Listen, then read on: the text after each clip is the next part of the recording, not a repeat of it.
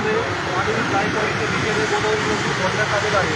आपण पाहू शकता की या ठिकाणी नाशिकमध्ये धरणाचे 8 प्रकार येत आहे.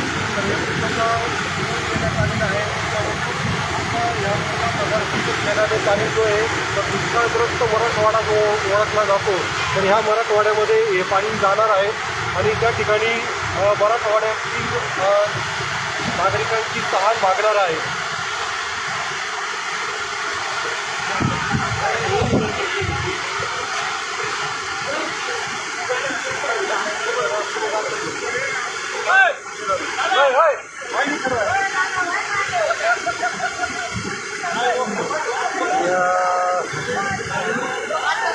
अशा प्रकारे मोठ्या प्रमाणामध्ये एकूण पाण्याचा विसर्ग जवळपास 50,000 क्युसेक वेगाने पाण्याचा विसर्ग या ठिकाणून सुरू आहे आणि काही